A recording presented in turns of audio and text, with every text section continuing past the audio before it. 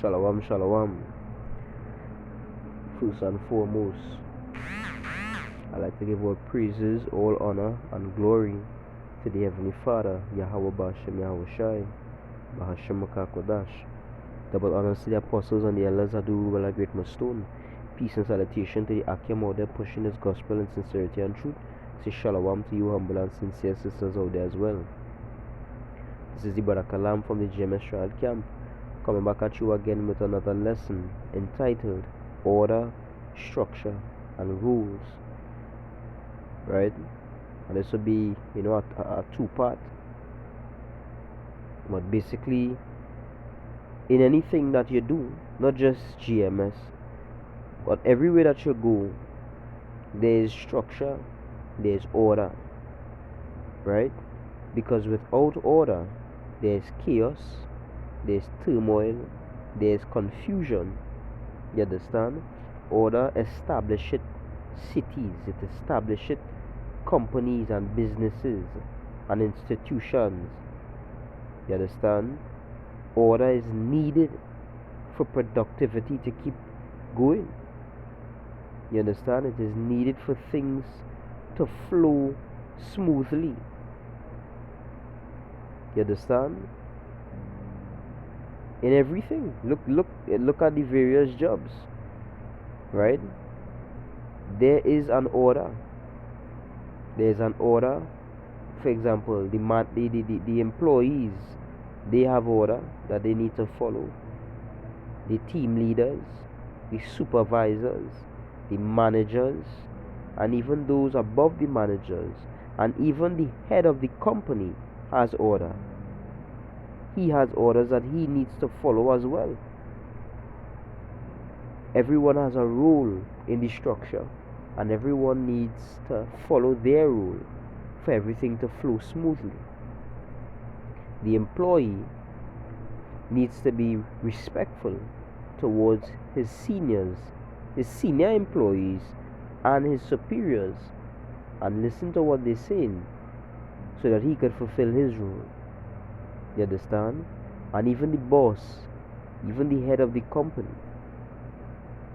if he is a tyrant, you understand? If he is a tyrant, if he is unfair, you understand? And he is a failure of a ruler, a failure of a leader, his company will fall to the ground.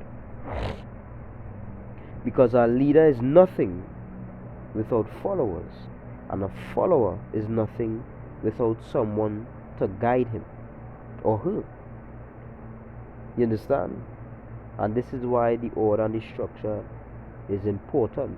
And this is why there's no need for pride. There's no need for arrogancy. The leader is not better than the others in the unit. You understand? The sergeant, right? You go out onto a battlefield. Sure, the sergeant has the highest rank, but who could the sergeant command? What could the sergeant accomplish by himself? Nothing. He will go there and he'll get his ass killed. You understand? But what about the men? What could the men accomplish without anyone to guide them? And what could the sergeant accomplish if there's none to guide? And this is the point. Both sergeant, corporal, lance corporal, and private must work in unison. They must work as one. They must forget individuality and work as a team. And only by doing so would the mission be successful. But if the privates them say, hey, I don't want to listen to the sergeant and the thing, their heads will get blown off. You understand? And even the sergeant himself, not because he is the sergeant, does not mean that the private or the lance corporal cannot assist him in his leadership. It does not mean that they cannot give him advice. It does not mean that he could never be wrong and the private could be right. You understand? Because if he moves with that pride, if he moves with that puffed up spirit, that his the subordinates and that those that are under him cannot help him, cannot teach him, cannot show him anything, he will get his head blown off. Because they might have to run to a certain point, right? And the sergeant command them, and the private say, Sergeant, it had enemy fire coming from there. If we run out, we will be sitting ducks. We will be in the open. You understand? We will get killed. If the sergeant don't want to pay attention, if the sergeant don't want to listen, he will get himself and his whole team killed because of his stupid pride. You understand? So whether a man is a leader, whether a man is a second in command, third in command, last in command, know your role and don't be too prideful to listen to those that are under you, or too prideful to listen to those that are above you. But order is set for a reason. Here's 1 Peter chapter 5 verse 5.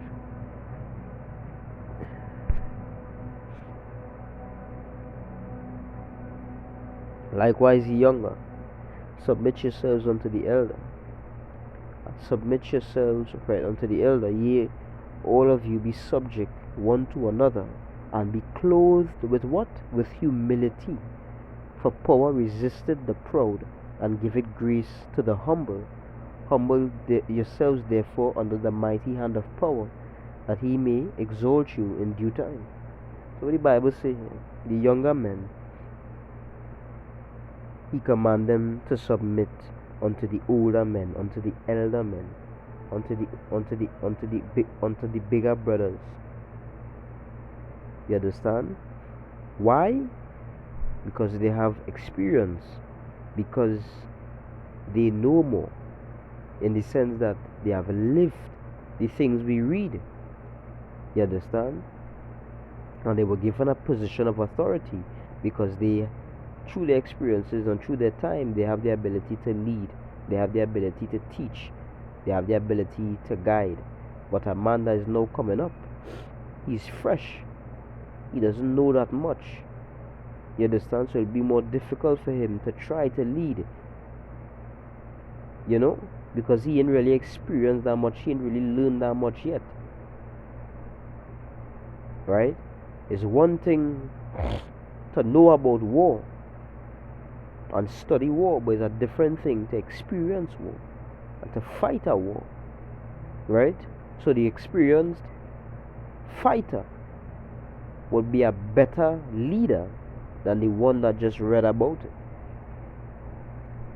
But the Bible says, subject one to another, be clothed with what? Humility. So both elder and younger must be clothed with humility. You understand?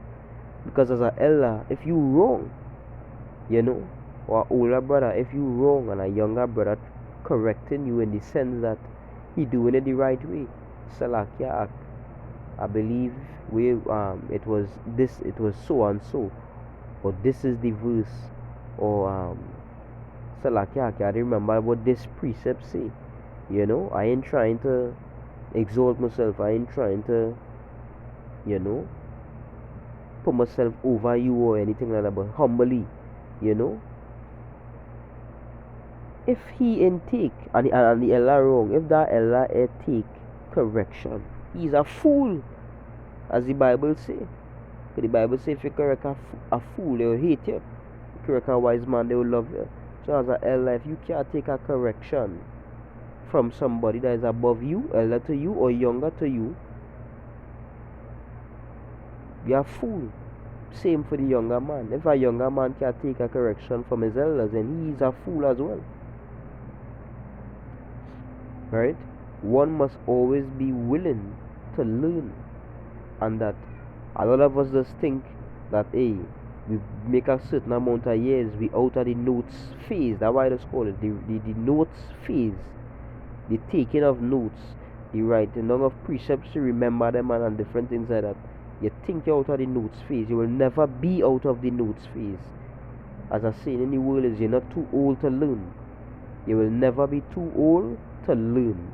You will never be too old to not make make mistakes. You'll always make mistakes in this life, and you will always have to learn. You'll always be in a learning phase. You'll always be in a writing notes phase. No matter who you think you are, or what you have done, or how long you've been in the truth. You understand? You will always be in a learning phase. Right? And as leaders, if you don't have humility, then you ain't worthy to be a leader. Because a leader is a servant. A leader serves those that follow him. You understand? And also a leader should understand that the true leader, which is Yahweh Shai. You understand? That this is not his army. This is not his group. This is the group of Yahweh Hashem Yahushai. And Yahweh Hashem Yahushai has appointed you to do a specific thing, just as he has appointed everyone else. And you are not more or less important than these men. You understand? In 1 Corinthians 14:33. For power is not the author of confusion, but of peace, as in all churches of the saints. And then I'll read verse 41 time. Let all things be done in decently and in order. You understand? So we see that peace is aligned with order, is aligned with decency, and that confusion is the opposite of that. Right? So being subject one to another, submitting unto the elders, this is of the Most High. This is of peace. You understand? Because where there is no order, as I said, where there is no order, there's confusion, there's chaos. For example, if we say, brothers doing the works, with no order, everyone would want to speak. No one would know what to do. You understand? Who would read? Who would speak? You understand? There must be order for things to flow smoothly. And not only that, but men must learn how to dialogue. You understand? And I always quote what the apostles say about the high priest, the elder Yaquab, that he would say little, and the little he said was as if he said much, and that in a few words is as if he was speaking for hours. You understand? It must flow. It must flow in a way that is good for the body. Not just one man coming, a man, of pride, coming and talking out, your lungs, and not allowing things to flow smoothly. If the Most High wanted you to go out by yourself, you would have been by yourself. But the Most High caused you to go out with you and others. The others are not there to serve you, and you are not there to be the spotlight. We all are here to serve Yahweh Ba'ashem Yahushai. It is not of how good you're sounding, or how much precept you know, or how good you're speaking and the big words you're using. It's not about that. It's about Yahweh Ba'ashem Yahushai and edifying the elect. And each man was sent out to do such in whatever way the Most High would have him do it. If he's holding a sign, because brother might be holding a sign, and it's the sign, the 12 trap sign is a sign that probably attract somebody from a distance, and they walk because they want to see where's the sign, boy, or the brother who's speaking, or a precept that a brother read. We say, hey, I have a precept pack, and he read it, and somebody hear it, and that attract them. So it's not just about speaking, it's about the work overall being done to edify the elect. Each man have a place, and each man needs to know his place, and by doing so, everything would run properly. You understand? Younger must understand that that elder has dibs, I would say, on speaking, because he knows more, he's experienced more, so he could speak. You understand? A younger man must not interrupt an older man. A younger man should not be always eager to talk, but rather to listen as well too. You understand? And the elder man must also give way for the younger to speak. Because Yahweh Bashem Yahushai probably had put those words in the younger man's mouth for him to prophesy it, for him to speak it. And it is needful for the lesson or for the teaching. You understand? And when you're able to flow like this, as I keep saying, things will run better, it will run smoothly. Right? So with this, you will have a main speaker, right? But not just because it have a main speaker mean everyone else is useless. You are not going to remember every precept on your own. Brothers would have precepts as well. A brother might want to say something, and he himself, through wisdom, would know when to speak, when to interject, and how long he should take to speak. You understand? Not just to cut off the elder and start a blabber, but know how to enter the conversation. That is wisdom too. Right? Not offending anyone and saying things that could add and build to the lesson. And that you don't need to speak for 20 minutes to prove something. You understand? To make something short and sweet and powerful. You understand?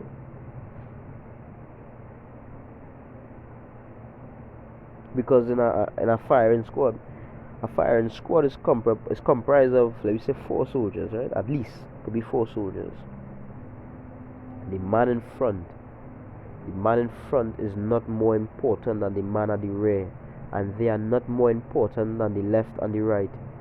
Right? So in certain firing squads, you might have the first in command at the front, and the 2IC, which is the second in command, he might go to the left, or he could go to the back of the squad and cover everyone's 6. You understand? Cover everyone's back. Without the second in command, if somebody sneaks up from the back, we're dead. Without the leader, if anyone comes to our front, we're dead. And same for left and right.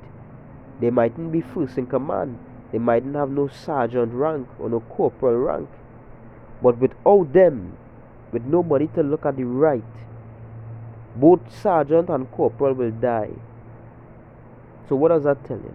That sergeant and corporal needs the private, and the private needs sergeant and corporal. A rank does not make somebody better than somebody else. You understand? Position does not make you better than anybody else. All it does is create order. You need to understand that you are a tool that is being used to establish order. You understand? You are given the role to run whatever it is that had to be run. You understand? It doesn't mean you're greater than anyone. Leaders follow the truth as well, believe it or not. You understand? Leaders follow the truth as well. This is 1 Timothy 5. Verse 1. Rebuke not an elder, but entreat him as a father, and the younger men as brethren. You understand? Look upon your elders as spiritual fathers, and look upon the younger men as your brethren. You understand? As your comrades. You wouldn't disrespect your brother, would you? You wouldn't hate your brother. You understand? You wouldn't do nothing to offend your brother, neither your father. But you would show respect. You would show gratitude. You understand? Towards both father and brother. And you would know and acknowledge, alright, my father is above me. You understand? My father is my leader. My brothers, my comrades, the men I fight alongside, I respect them. And they respect me. And my father respects me, and I respect him. And we understand each other's rules and work. Not fighting to talk, and this one fighting to talk, and this one wanna, and this one wanna cut off this one. Because you so feel that what you about to say real deep. You understand? And you don't even know how to bring yourself into the conversation. What you want to say so deep, you must cut off a elder or cut off a brother speaking. Which shows pride. That is not no spirit, like pride. Because if a man speaking, you understand? If a man saying something, right, the floor was open, he take to the floor to share something. You cut him off because you believe that what you going to say better than what he going to say. And what make you think that? What make you believe that you so deep that you could cut off this man speaking? You understand? Because what the Lord put in you, hey, that's special, boy. This had to come out. This must bring forth. And what he's saying now, he really hitting the nail on the head. You understand? That off. That is off. Seemed like a firing squad. The man in front, they're like, hey, alright, perfect example. The firing squad moving diamond formation. Our enemy come from the left. The man on the left, let me say he's just a private. He turned to the left to fire at the enemy.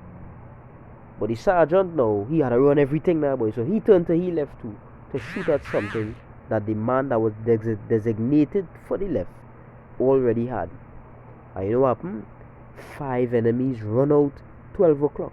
5 enemies run out to the front, and nobody was looking because the sergeant was supposed to be looking and he was not looking. And everybody get their ass killed. Why? Because he feel he could do everything. And it's a one-man show. And he's too prideful. You understand? And cause everybody to death.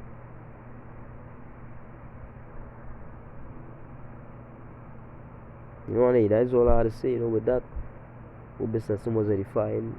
Giving all praises, honor, and glory to the Heavenly Father. Yahweh Ba'ashem Yahushai. Ba'ashem Akakwadash. Shalom.